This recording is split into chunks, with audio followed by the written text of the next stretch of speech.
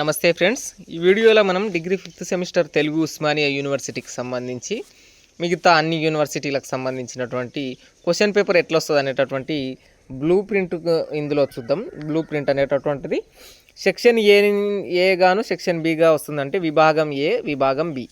విభాగం ఏలో ఏదేని 4 ప్రశ్నలకు సమాధానాలు రాయండి అని చెప్పి ప్రతి క్వశ్చన్కి 4 మార్కులు ఉండి 20 మార్కులతో ఉంటుంది అన్నమాట.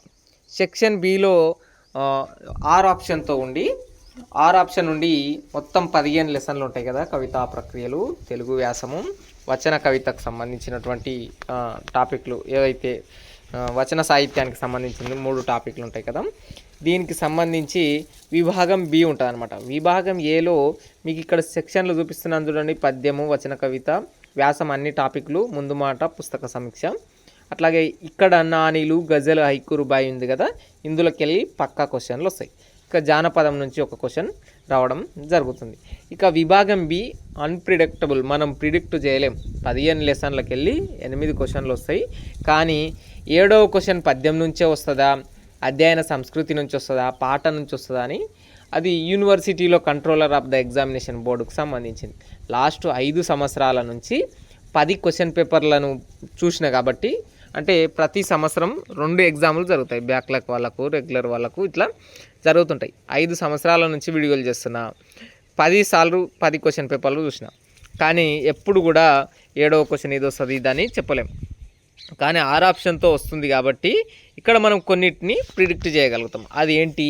ఇప్పుడు పద్యము, పాట మరియు ఉర్దూ కవిత రూపాలు, లఘు కవిత రూపాల నుంచి ఇక్కడ పద్యం, పాట నుంచి 2 క్వశ్చన్లు, ఉర్దూ కవిత, లఘు కవిత రూపాల నుంచి 1 క్వశ్చను, తెలుగు వ్యాసం నుంచి 2 క్వశ్చన్లు, అధ్యయన సంస్కృతి, సాహిత్య అధ్యయన ప్రయోజనాల నుంచి 1, జానపదం, పుస్తక సమీక్ష నుంచి, ముందు మాట నుంచి 1 రావడానికి ఆస్కారం ఉందన్నమాట. సో మీరు సాహిత్య అధ్యయన ప్రయోజనాలు, సాహిత్య అధ్యయన సంస్కృతి 2 నేర్చుకోకండి, 1 నేర్చుకోండి. ఆ 1 మాత్రమే వస్తుంది అనమాట. సో పద్యము, పాట నుంచి 1 నేర్చుకోండి, ఉర్దూ కవిత రూపాలు, లఘు కవిత రూపాల నుంచి 1 నేర్చుకోండి, తెలుగు వ్యాసం నుంచి 1 నేర్చుకోండి, పుస్తక సమీక్ష, ముందు మాట నుంచి 1 నేర్చుకోవడానికి ప్రయత్నం చేయండి. ఇది బ్లూ ప్రింట్కి సంబంధించి నేను అన్ని ప్రశ్నలకు సంబంధించినటువంటివి ఆల్రెడీ దండు వెంకటరాములు అనేటటువంటి మెయిన్ ఛానల్లో పోస్ట్ చేసిన. ఇది కేవలం బ్లూ ప్రింట్.